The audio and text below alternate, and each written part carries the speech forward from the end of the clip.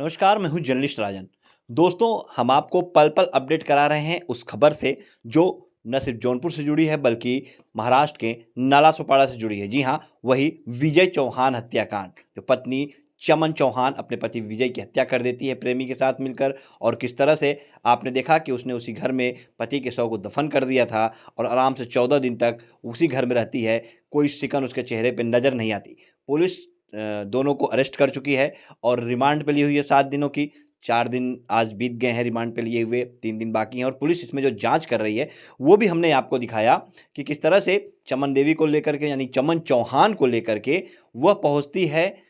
उस घर पे जहां पे उसने अपने पति की हत्या की थी, यानी उसके कमरे पे, और वहां से जो है साक्ष्य संकलन करती है और विजय के मोबाइल को भी बरामद करती है। और उसके बाद ही पुलिस जो है पिछले दिन यानी कल शनिवार के दिन मोनू को लेकर के गई रहती है कलम बीच, जहाँ पे जाकर के ये लोग रुके रहते हैं। कलम बीच पे इन्होंने क्या किया था, वहाँ पे किस तरह से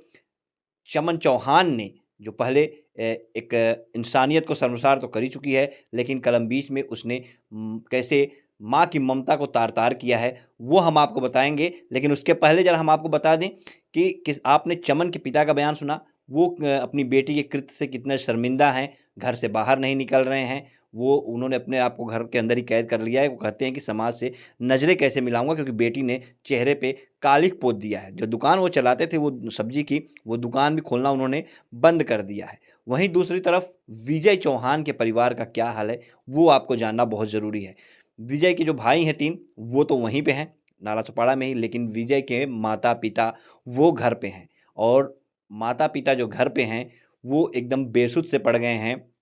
जिनको जिनको ये उम्मीद थी कि जो उनके बुढ़ापे के सहारे उनके 4 कंधे हैं, उसमें से एक कंधा जो है वो टूट गया है, एक कंधा हमेशा के लिए हट गया है। यही सोच-सोच कर के माँ जो है वो बेसुध हो जाती है। रोते-रोते माँ के गले से आवाज़ निकलना बंद हो गई है। जी हाँ, माँ जो है कुछ बोल नहीं पा रही है। शुरुआती दिनों में उन्होंने इंटरव्यू भी दिया, बताया कि किस तरह से चमन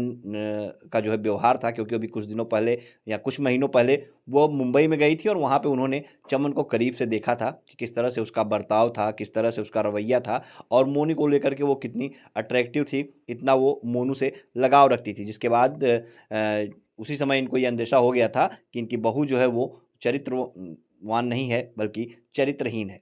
साफ तौर पे उन्होंने ये चीज़ बताया था, लेकिन अब वो कुछ बता पाने की स्थिति में नहीं है, कुछ बोल पाने की स्थिति में नहीं है। अगर कोई आ भी रहा है रिश्तेदार, तो उससे भी वो बात नहीं कर पा रही हैं, सिर्फ़ वही घर के बाहर, वहीं तख्ते पे पड़ी रह रही हैं, रो रही हैं और अपने उस बेटे के बारे में पूछ रही हैं जो कभी लौट कर के नहीं आ सकता। सपनों में भी माँ ने नहीं सोचा था कि जिस बहू को वो अपने घर में ला रही हैं, यही बहू आने वाले कुछ सालों के बाद उनके बेटे की मौत का कारण बन जाएगी। फिलहाल पिता जो हैं वो अकेले बेसहारा पड़े रहते हैं। अगल-बगल के लोग आते हैं, उनको ढाढ़स बंधाते हैं। दिन तो किसी तरह बीत जाता है, लेकिन ये जो काली रात है, ये कैसे बीतती होगी उनकी, आप आसानी से समझ सकते हैं। पूरा परिवार जो है वो बिखर गया है। विजय के पिता जो पहले खुद मुंबई में काम किया करते थे और उसके बाद उन्होंने जब अपने बेटों को वहाँ पे सेट कराया, तो वो घर आ गए कि खेती करेंगे और घर की जो ज़मीन है उसको देखेंगे, अपने घर को देखेंगे और बेटे कमा कर के पैसे भेजेंगे। लेकिन बेटे वहाँ कमाने के लिए रह रहे थे, बेटे कमा रहे थे, पिता और माँ घर पे थे। ज़रूरत पड़ने पे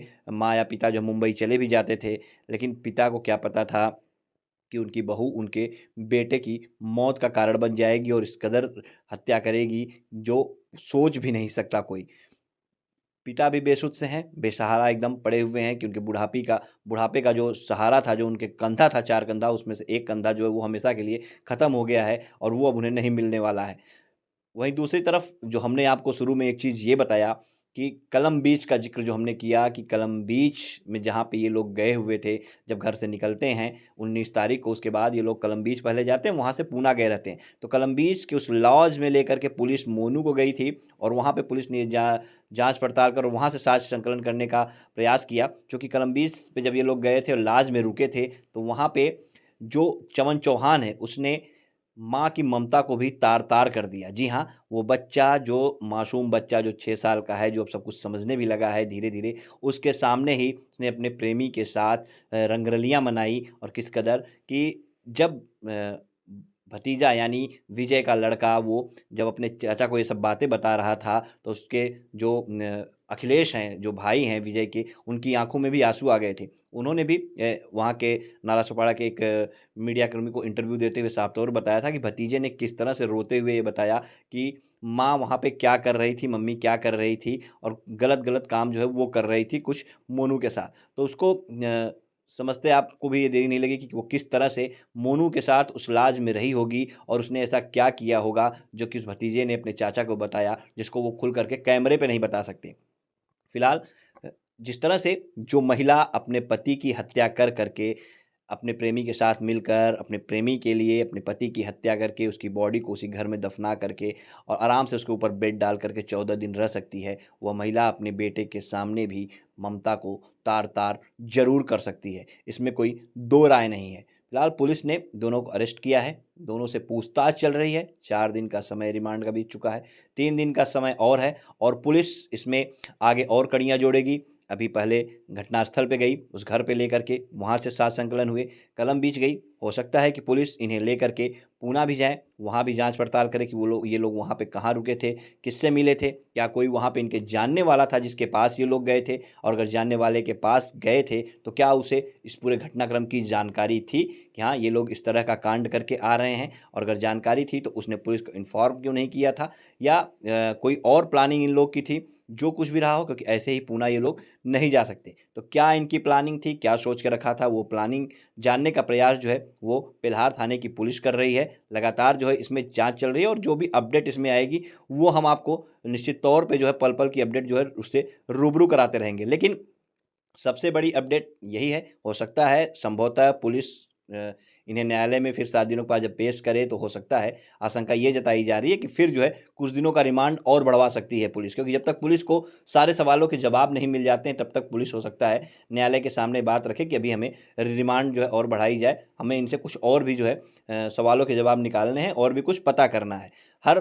पहलू को पुलिस को जानना बहुत ज़रूरी हो जाता है, क्योंकि सब यही जानना चाहते हैं कि आखिर उस विजय की हत्या कैसे हुई। चमन चौहान अकेले तो हत्या नहीं कर सकती। क्या उसने विजय को कुछ खिलाया था जिसके बाद विजय बेहोश हो गया, उसे जिंदा जो है वहाँ पे बेहोशी की हालत में ही वहाँ पे गाड़ दिया गया, या फिर किसी और तरीके से मिल करके उसकी हत्या की गई, उसके बाद उसको जो है ज़मीन में दफनाया गया। और कितनी शातिर ये चमन चौहान है, इसका अंदाज़ा आप आसानी से लगा सकते हैं कि अपने पति की हत्या के बाद 14 दिन उसी घर में रहती है और सबको गुमराह करती रहती है कि वो काम करने गए हैं, और अपने ही जो है जेट से वो जो है वहाँ पे टाइल्स लगवाती है ताकि किसी को कोई शक भी ना हो, और उसके बाद फिर वो आसानी से सर्वेश गिरी से अपने एटीएम का पिन चेंज कराती है, और वो सिम कार्ड वो निकालना नहीं भूलती है जो सिम कार्ड विजय के मोबाइल में लगा रहता है, जिससे उसका बैंक कनेक्ट रहता है और उस पर ओटीपी आती है, और यही ओटीपी लेना उसके लिए उस समय भारी पड़ गया जब उसने सिम कार्ड लगाया और 5 मिनट के लिए मोबाइल ऑन किया। उसी समय पुलिस ने जो उसका लोकेशन ट्रेस किया और उसे पकड़ने में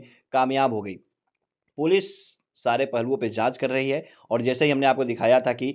चमन को लेकर के वो पहुंची थी उस घर पे, तो भीड़ वहाँ पे इकट्ठा हो गई थी। लोग चमन को देख करके हंस भी रहे थे, कोई तंज कस रहा था, कोई अपनी पत्नी को खींच रहा था कि चलो इसको मत देखो, कोई जो है अपने बच्चों को हटा रहा था, लोग उसका मजाक भी उड़ा रहे थे लोग, और कुछ लोग ये देखना भी चाहते थे कि यही वो हत्यारिन है, यही वो चमन चौहान है जो इसी चाल में रहती थी, जो दिखती तो बड़ी सीधी थी लेकिन इतना बड़ा कारनामा कर जाएगी ये किसी भी ने भी नहीं सोचा था। मोनू की माँ बार बार ये कहती है कि उनका बेटा निर्दोष है, उसने कोई गुनाह नहीं किया है, उसको जो है चमन ने फंसाया है, चमन ही जो है उसके पीछे पड़ी रहती थी। फिलहाल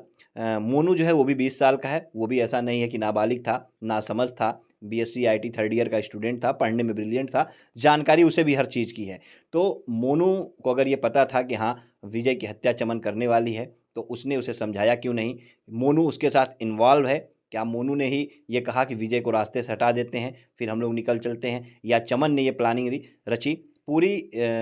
जो है जानकारी पूरे सात संकलन के बाद पुलिस जो है इसका खुलासा जरूर करेगी। आने वाले समय में पुलिस एक प्रेस कॉन्फ्रेंस और कर सकती है और ये बताने के लिए कि क्या कुछ इसमें अपडेट है, और फिलहाल जो भी अपडेट इस पूरे मामले से निकल करके आएगी वो हम आपको ज़रूर बताएंगे। आज की बड़ी अपडेट बस यही थी कि